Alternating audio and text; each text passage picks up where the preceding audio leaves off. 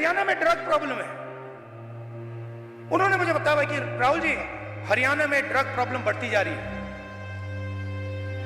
गुजरात में अदानी के पोर्ट में हजारों किलो ड्रग्स पाया जाता है। आपने देखा 3000 किलो हेरोइन उनके पोर्ट में पाया जाता है। किसी को सजा हुई? मीडिया में लिखा एक शब्द नहीं। तुम्हारे पापा ने भेजा है? मेरा था, आपने कैसे थे? उसका देख सारा मार तमिल के गई था, तमिलन आई है यहाँ स्पेशल। ये सर हमसे मिलने आया और आपसे भी मिले हो गए, आपने पता है ना? हाँ हाँ, पूछ कर देख, सब कुछ तैयार है, कोई दिक्कत वाली बात नहीं है। दिल का रिश्ता है, पुराना रिश्ता है।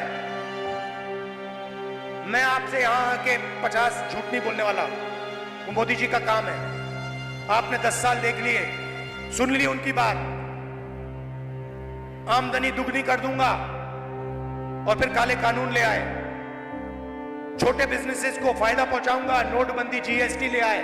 तो हमें यहाँ तो गांव का सरपंच भी कोई पूछ नहीं सकता।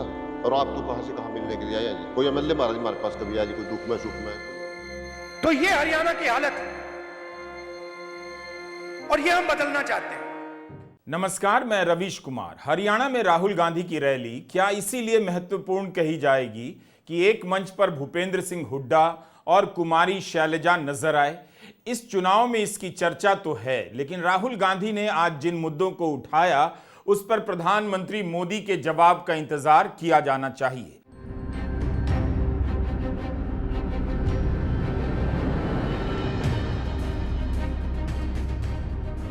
हम अपने वीडियो में नेता प्रतिपक्ष राहुल गांधी के इस वीडियो की भी बात करेंगे और बताएंगे कि कैसे उन्होंने इसके हवाले से चुनावी राजनीति में एक ऐसे मुद्दे को उठाया जिसे जानते तो सब हैं मगर उसकी बात कोई नहीं करता। शाहरुख खान की फिल्म डंकी भी इसी पर बनी है, लेकिन राहुल गांधी ने अमेरिका में अवैध रूप से घुसने के लिए मजबूर हरियाणा के युवाओं का मुद्दा इस चुनाव के बीच में ला दिया। क्या प्रधानमंत्री मोदी इस पर जवाब देंगे? विदेश मंत्री एस जयशंकर इस पर जवाब देंगे? क्योंकि भारतीय नौजवान अवैध रास्तों से विदेश भाग रहे हैं। केवल हरियाणा ही नहीं, गुजरात का युवा भी जान जोखिम में डालकर जंगल जंगल पार करता हुआ अमेरिका जा रहा है और जान भी दे देता है। गाड़ी के लिए आपने कितना पैसा दिया? अमेरिका में घुसने के लिए आपने कितना पैसा दिया? राहुल जी, कम से कम 35 लाख रुपए अमेरिका में जाने के लगते हैं। फिर मैंने सवाल पूछा, भाई एक बात बताओ, आप 35 लाख रुपए ब्याज लिए हो या आपने अपना खेत बेचा? आधों ने कहा कि भैया हमने अपना खेत बेचा, दूसरों ने कहा हम ब्याज लिए। मैंने कहा किस रेट पे ब्याज लियो? कहते हैं 2% प्रति महीना। फिर मैंने पूछा भैया एक बात समझाओ, आपने 30 लाख, 35 लाख, 50 लाख कर्जा लिया है, आप अमेरिका जा रहे हो, 50 लाख रुपए से तो आप हरियाणा में ही बिजनेस चला लोगे। जैसे मैंने ये बात बोली हंसने लग गए। कहते राहुल जी क्या बोल रहे हो आप? 50 लाख रुपए से हरियाणा में बिजनेस नहीं चालू हो सकता है। आप देख रहे हैं रैली रिपोर्ट। कुमारी शैलजा का नाम पहले लिया गया, फिर लिया गया भूपेंद्र सिंह हुड्डा का, लेकिन राहुल गांधी ने भूपेंद्र सिंह हुड्डा का नाम पहले लिया और भूपेंद्र सिंह हुड्डा ने अपने भाषण में कुमारी शैलजा को हमारी वरिष्ठ नेता कहा। शैलजा ने भी अपने भाषण में राहुल गांधी के बाद भूपेंद्र सिंह हुड्डा का नाम लिया और सम्मानित नेता कहा। शैलजा का भाषण पहले हुआ, फिर हुआ भूपेंद्र सिंह हुड्डा का। क्या इन बातों का खास राजनीतिक महत्व है? क्या इससे कांग्रेस के भीतर एकता कायम हो गई? यह सब सवाल चलते रहेंगे, लेकिन असंध की रैली का इंतजार इसलिए भी हो रहा था कि हुड्डा और शैलजा साथ आते हैं या नहीं। 2 हफ्ते से कुमारी शैलजा प्रचार नहीं कर रही थीं। एक तरह से यह उनकी पहली सभा थी और राहुल गांधी की भी हरियाणा चुनाव में पहली रैली असंध करनाल में है और वहां पर राहुल गांधी की सभा हुई, जिसके बारे में हम बात कर रहे हैं अपनी रैली रिपोर्ट में। असंध की सीट से कांग्रेस का उम्मीदवार शमशेर सिंह गोगी हैं, जो कुमारी शैलजा के समर्थक माने जाते हैं। प्यार में यहाँ खड़े हैं और पूरे हरियाणा लोग ध्यान लगाए बैठे थे कि मंच पर कुमारी शैलजा और भूपेंद्र सिंह हुड्डा एक साथ जब आते हैं तो कितना साथ साथ दिखते हैं। मंच पर राहुल गांधी के साथ एक तरफ भूपेंद्र सिंह हुड्डा बैठे हैं और दूसरी तरफ हरियाणा कांग्रेस के अध्यक्ष उदय भान बैठे हैं। जब उदय भान बोलने के लिए जाते हैं, कुमारी शैलजा उनकी सीट पर बैठती हैं और राहुल और शैलजा एक साथ बैठे नजर आते हैं। शैलजा राहुल गांधी से थोड़ी देर बात करती हैं, उसके बाद वापस अपनी कुर्सी पर चली जाती हैं। फिर जब उम्मीदवारों को पेश किया जाता है, तब घोषणा के दौरान कुछ देर शैलजा पीछे बैठी रह जाती हैं। ऐसा लगता है कि राहुल गांधी उन्हें आगे आने के लिए बुला रहे हैं। फिर कुमारी शैलजा आती भी हैं और राहुल गांधी के साथ खड़ी होती हैं। तब जाकर वो फ्रेम बनता है जिसमें एक तरफ हुड्डा और एक तरफ कुमारी शैलजा नजर आती हैं। कई बार हुड्डा और शैलजा एक दूसरे के करीब से गुजरते भी हैं। लगता है कि अब दोनों हाथ मिला लेंगे या साथ मुस्कुरा देंगे, मगर ऐसा नहीं हुआ या हमारी नजरों से चूक गया। भूपेंद्र सिंह हुड्डा और कुमारी शैलजा के बीच फूट की खबरों को लेकर बीजेपी जरा उत्साहित हो गई और शैलजा को बीजेपी में आने का प्रस्ताव भेज दिया गया। तो हुड्डा ने भी तर्क से कह दिया कि इस ऑफर का मतलब है बीजेपी हार मान चुकी है। कुमारी शैलजा ने भी यह कहकर बीजेपी की उम्मीदों पर पानी फेर दिया कि वे मरते दम तक कांग्रेसी ही रहेंगी। भूपेंद्र सिंह हुड्डा ने भी अपनी तरफ से कोई जल्दबाजी नहीं की। कुछ दिन पहले सांसद कुमारी शैलजा पर अभद्र टिप्पणियों के कुछ वीडियो आए, तब भूपेंद्र सिंह हुड्डा उनके समर्थन में आगे आए। उन्होंने कहा कि ये सारे वीडियो और टिप्पणियां मैनिपुलेटेड हैं, वो हमारी बहन भी हैं और कांग्रेस की सम्मानित नेता हैं। कांग्रेस का कोई भी नेता या कार्यकर्ता उनके बारे में गलत टिप्पणी नहीं कर सकता। ऐसे लोगों की कांग्रेस में कोई जगह नहीं। विरोधी दल जानबूझकर समाज को बांटने वाली साजिश रच रहे हैं। हमारे आदरणीय नेता राहुल गांधी जी का स्वागत करती हूं, इनका धन्यवाद करती हूं, जो आज इन्होंने देश में कांग्रेस पार्टी का परचम इतना ऊंचा लहरा दिया है। जो बोलते हैं ना कि बार हैज बीन रेज्ड, इतना ऊंचा कर दिया है कि आज इनके सामने कोई और नेता सामने टिक नहीं पा रहा है।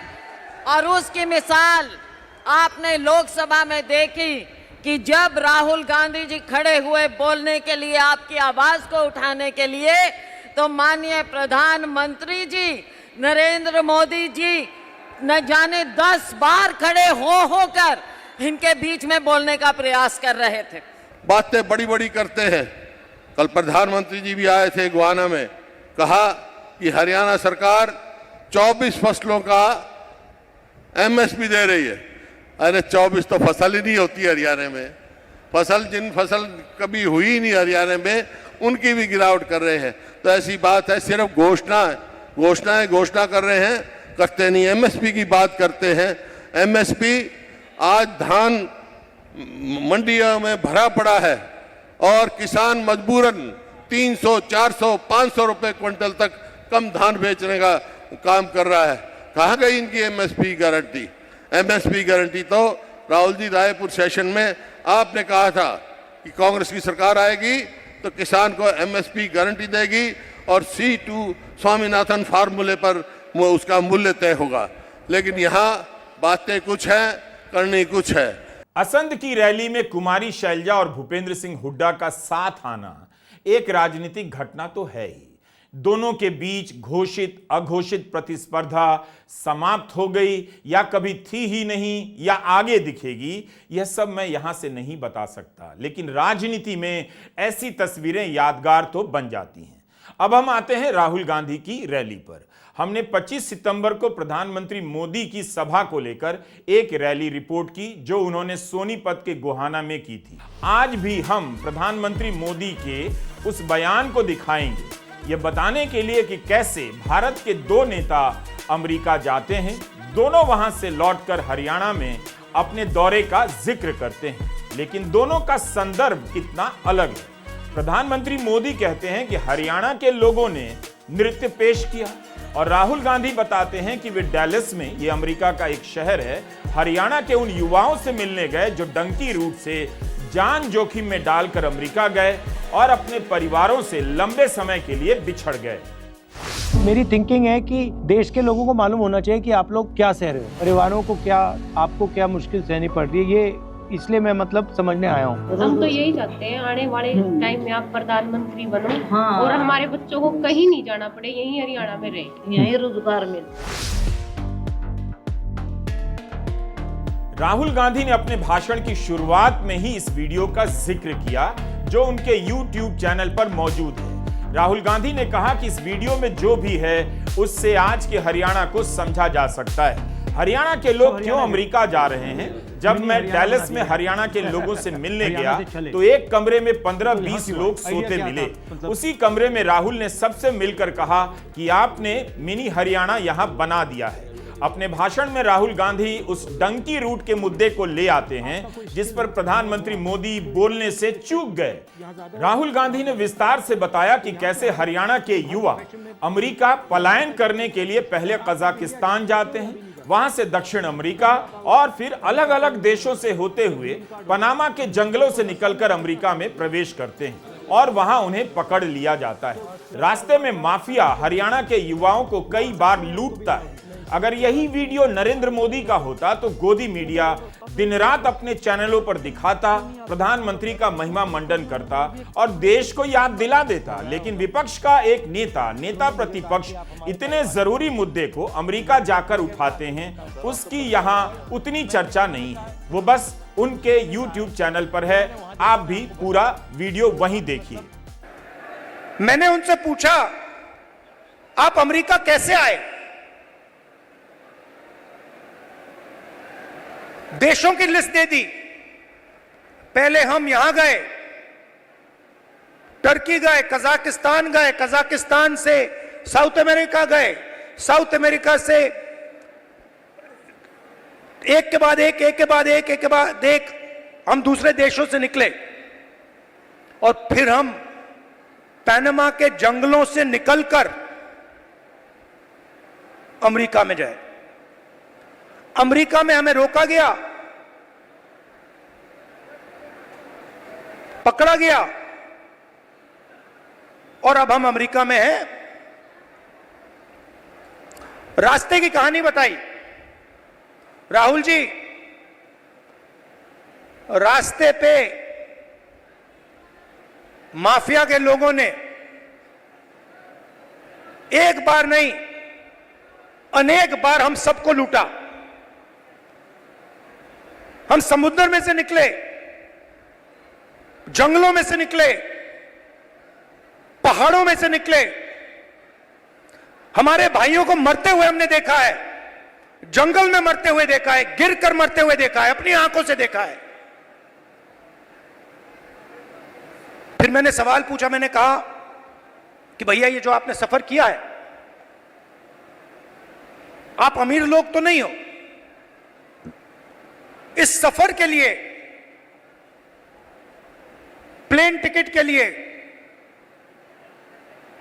नाव के लिए, गाड़ी के लिए आपने कितना पैसा दिया? अमेरिका में घुसने के लिए आपने कितना पैसा दिया? राहुल जी, कम से कम 35 लाख रुपए अमेरिका में जाने के लगते हैं। अमेरिका से लौटकर प्रधानमंत्री मोदी ने भी हरियाणा की बात की, लेकिन बहुत सतही तरीके से। क्यों सतही कह रहा हूं? क्योंकि वे भी यह बात कह सकते थे, लेकिन वे क्या कहते हैं और किस तरह से कहते हैं, आप ही सुन लीजिए। कल जब मैं न्यूयॉर्क गया परसों, तो वहां स्वागत के लिए बहुत बड़ी मात्रा में भारतीय समुदाय था। लेकिन सबसे बड़ी बात वो थी कि वहां पर पूरा हरियाणा खड़ा कर दिया गया था। अमेरिका में पली बड़ी हमारी हरियाणा की बेटी और उसके साथ और 5-7 बहनें, हरियाणा के हमारे साथी, उन्होंने हरियाणा का जो अभी नृत्य आप यहां देख रहे थे ना, वैसा नृत्य न्यूयॉर्क में करके स्वागत कर रहे थे। यानी हरियाणा खड़ा कर दिया था उन्होंने। पूरे अमेरिका में इस बात को लेकर बहस हो रही है। खबरें छप रही हैं आए दिन कि मैक्सिको, अल सल्वाडोर के बाद सबसे अधिक भारतीय अवैध रास्ते से अमेरिका में घुस रहे हैं। यह भी विडंबना है, प्रधानमंत्री नरेंद्र मोदी, गृहमंत्री अमित शाह ने पिछले 10 वर्षों में यूपी, बिहार, हिंदी प्रदेशों के अलावा बंगाल और असम में अनगिनत रैलियों में अवैध घुसपैठियों का मुद्दा उठाया। इस देश में हजारों करोड़ रुपए असम में फूंक कर एनआरसी कराई गई। अपने ही नागरिकों को संदिग्ध बताया गया। एनआरसी कराने के समय कितना हंगामा हुआ कि अब अवैध घुसपैठियों की संख्या मालूम हो जाएगी। देश को नफरती बहस में झोंक दिया गया और एनआरसी का वह रजिस्टर आज किस कूड़ेदान में पड़ा है किसी को पता नहीं, जबकि हजारों करोड़ रुपए उस पर खर्च हो गए। अमित शाह फिर से झारखंड में अवैध घुसपैठिए की बात करने लगे हैं, मगर इसकी बात नहीं कर रहे कि उनके भारत, हमारे भारत, आपके भारत के नौजवान दूसरे देशों में अवैध घुसपैठिया बनने के लिए क्यों मजबूर हो रहे हैं। क्यों नहीं भारत में रोजगार है या अमीर बनने का सपना है। क्या यह आम भारतीयों के लिए शर्म की बात नहीं? आज भारतीय अवैध घुसपैठिया बनने के लिए मजबूर हो रहे हैं। आने वाले दिनों में ट्रंप जैसे नेता मैक्सिको और अल सल्वाडोर के नागरिकों के साथ साथ भारतीयों को भी अवैध घुसपैठिया कहकर बुलाने लग जाएंगे, तब कैसा लगेगा? 3 साल में भारत से आने वाले अवैध घुसपैठियों की संख्या अमेरिका में सबसे तेजी से बढ़ी है। राहुल गांधी ने अपनी पहली रैली में हरियाणा और पंजाब से जुड़े इस मुद्दे को उठाया है। सर आप तो भगवान आ गया है। उन्होंने कहा, उनसे मैंने कहा है कि जो मैंने वहां देखा मैं आपको बताऊं, तो वहां पे मतलब ठीक है। किसी ने मुझे यह भी कहा कि राहुल जी मैंने ट्राई किया, फेल हो गया। बेरोजगारी है, महंगाई है। और जब उन्होंने मुझे बोला, मुझे दुख हुआ। उन्होंने बोला राहुल जी हरियाणा में हमारे जैसे लोगों के लिए अब कुछ नहीं बचा है। अगर एक युवा गरीब है, अरबपति का बेटा नहीं है, तो ना उसे बैंक लोन मिल सकता है, ना वो बिजनेस चालू कर सकता है, ना वो पब्लिक सेक्टर में जॉब पा सकता है, ना वो आर्मी में जा सकता है। एक के बाद एक, एक के बाद एक, एक के बाद एक, एक के बाद एक सारे दरवाजे आपके बंद कर दिए गए हैं।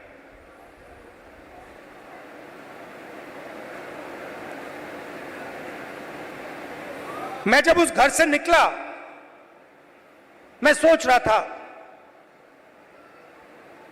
कि अगर इनकी ये हालत है तो इनके बच्चों की क्या हालत है। ये तो यहां है, कोई ट्रक चला रहा है, कोई जॉब कर रहा है, पैसा कमा रहे हैं। मेरे माइंड में आया कि इनके बच्चे क्या कर रहे हैं, इनकी फैमिली क्या कर रही है। कमरे में मैंने बात उठाई थी। मैंने कहा कि आप फैमिली से मिलते हो? नहीं राहुल जी, हम 10 साल के लिए अपने बच्चों से नहीं मिल पाएंगे, अपने परिवार से नहीं मिल पाएंगे। हमारे माता पिता मर जाएंगे मगर हम वापस नहीं जा पाएंगे। प्रधानमंत्री मोदी के भाषणों में गर्व के कई आइटम होते हैं। दुनिया में भारत का नाम हो रहा है, लेकिन उसी दुनिया में यह भी तो छप रहा है कि भारत के युवा लोग अवैध घुसपैठिया बनने के लिए मजबूर हो रहे हैं। हरियाणा ही नहीं, उनके गुजरात के भी। यही कारण है कि प्रधानमंत्री मोदी की रैलियां ठंडी पड़ती जा रही हैं। राहुल गांधी ने इस एक मुद्दे पर विस्तार से बोला। यह एक ऐसा मुद्दा है जिस पर किसी बड़े नेता ने इतनी गंभीरता नहीं दिखाई। मुझे भी लगा कि राहुल गांधी जब हरियाणा में चुनाव प्रचार शुरू करेंगे तो 2024 के चुनावी भाषणों में ही अटके रहेंगे और उन्हें दोहराते रहेंगे। उन्होंने जाति की गणना और नौकरशाही से लेकर न्यायपालिका में दलितों की अनुपस्थिति का मुद्दा तो उठाया, लेकिन बहुत सारे ऐसे नए प्रसंग भी लेकर आ गए। भाषण की शुरुआत एक ऐसे वीडियो से की जिसकी उम्मीद किसी को नहीं थी, जिस पर राजनीति बात ही नहीं कर रही है। मैं करनाल गया सुबह 4 बजे कि मैं चाहता था कि मीडिया वाले ना पकड़ लें, मुझे तंग करते हैं।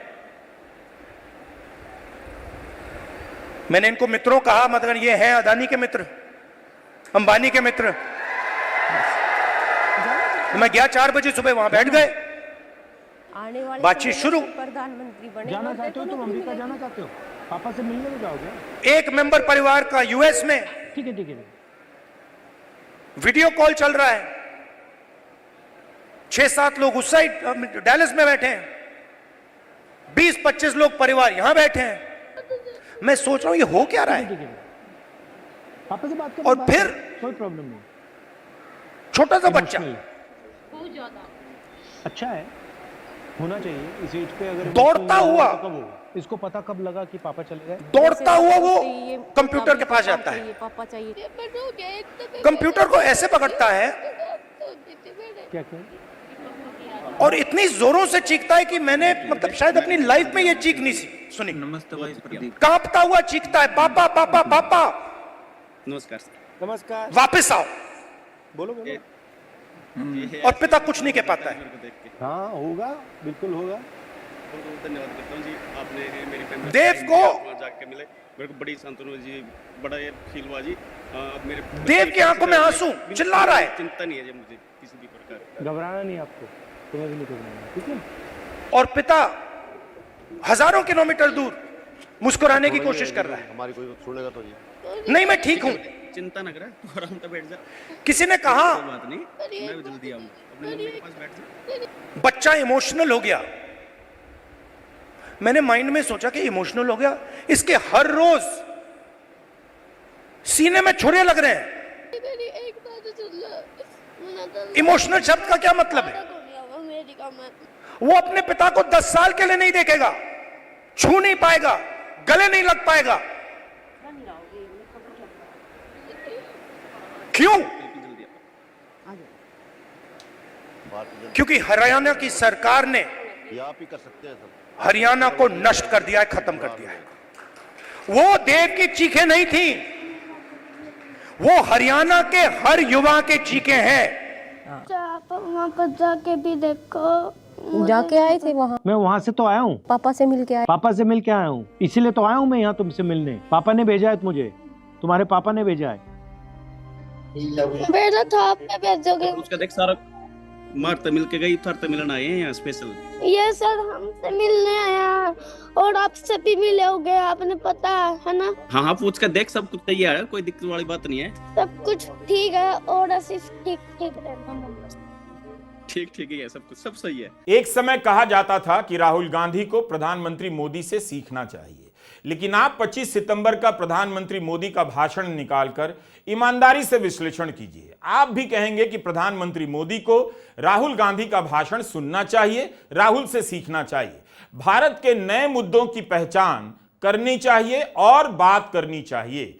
यह भी कहा गया कि प्रधानमंत्री मोदी मीडिया और सोशल मीडिया के मास्टर हैं। दरअसल हुआ यह कि मोदी मास्टरी ही करने लग गए। कंट्रोल करने की रणनीति में पहले मीडिया को कबाड़ में बदल दिया गया और फिर उसमें काम करने वाले लोगों को देखकर जनता हंसने लग गई, उन्हें जोकर समझने लगी। मोदी को मीडिया का मास्टर बनाने वाले कभी यह देख नहीं पाए कि उनके दौर के जितने भी वीडियो बने हैं उसकी रचनात्मकता एकदम औसत और बनावटी है।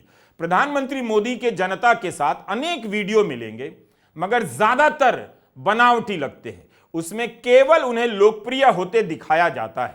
दो ही बातें हो सकती हैं कि प्रधानमंत्री मोदी अपनी जगह पर ठहर गए हैं या उनकी सोशल मीडिया की टीम उन्हें ठग रही है। राहुल गांधी का हरियाणा के इन युवाओं की पीड़ा को इस तरह से उठाना बता रहा है कि जनता के अलग अलग वर्ग के साथ जिस तरह से वे संवाद कर रहे हैं, उनसे मिल रहे हैं, वो अनुभव उन्हें एक नेता और एक वक्ता दोनों के अलग अलग सांचे में ढाल रहा है, जिसे देखने के हम आदी नहीं हैं। नरेंद्र मोदी जी ने, हरियाणा की सरकार ने सिस्टमैटिकली इस देश का जो रोजगार का सिस्टम है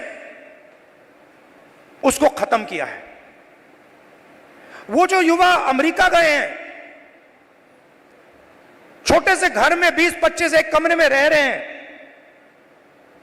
एक वहां पे था जिसको एक्सीडेंट हो गया, चल नहीं पा रहा है, उसकी मां मुझे कहती है राहुल जी मैं तो बेटे से मिलना चाहती हूं। मैं कहना नहीं चाहता था, कैसे मिलोगी, वो 10 साल के लिए वापस नहीं आ सकता।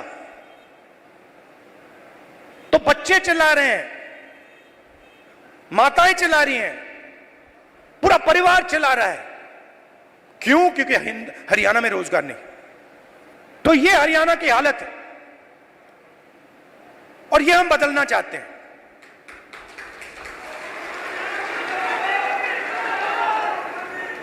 यहां पे स्टेज पे पुनिया जी बैठे हैं, कहां है ये और इनके जैसे लोग गोल्ड मेडल पाते हैं। मैं इनके जिम में गया, ये 24 घंटा लगे रहते हैं।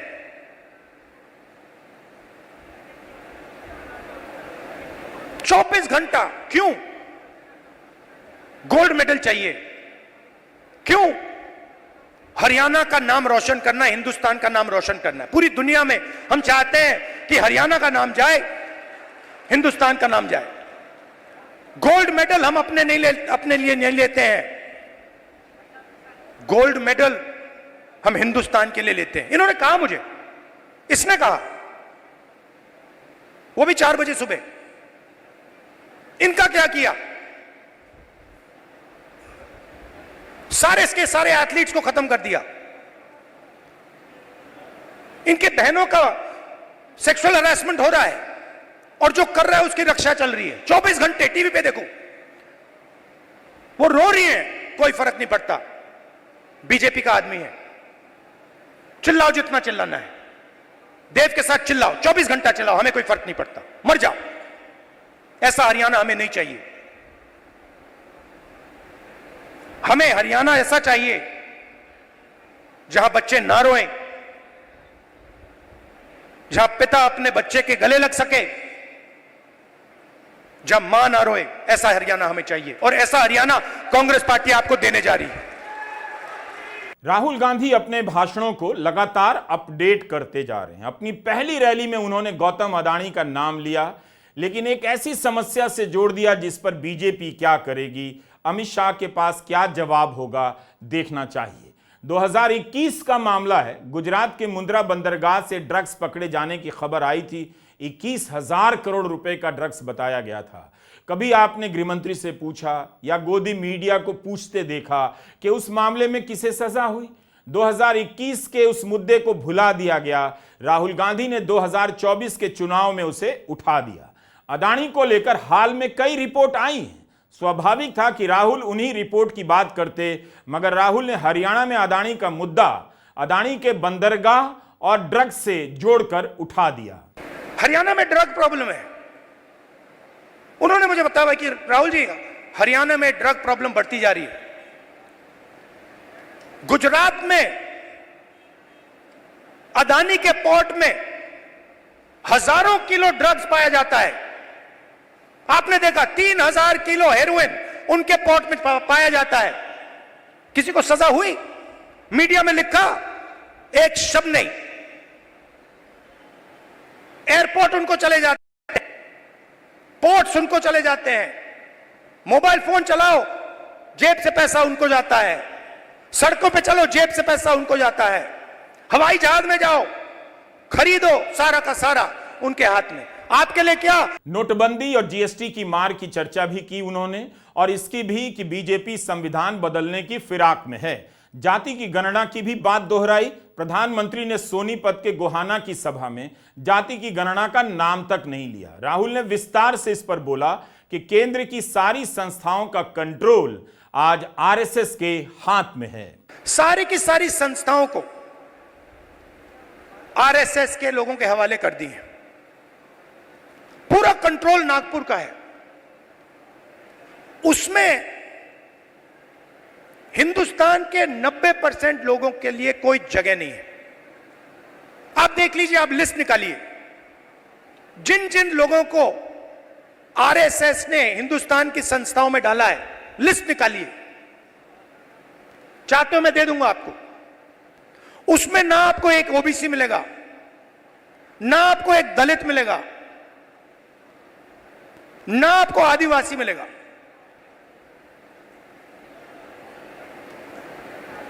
तो खोखला कर रहे देश को। इलेक्शन कमीशन में अपने लोग, ब्यूरोक्रेसी में अपने लोग, मीडिया में अपने लोग, इंटेलिजेंस सर्विसेज में अपने लोग, और 90% हिंदुस्तान के लिए कुछ नहीं। इसलिए हमने चुनाव में जाति जनगणना की बात की। हिंदुस्तान में किसकी कितनी आबादी है, यह हम जानना चाहते हैं। राहुल गांधी का यह भाषण लोकसभा चुनाव में उनके तमाम भाषणों से काफी अलग नजर आया।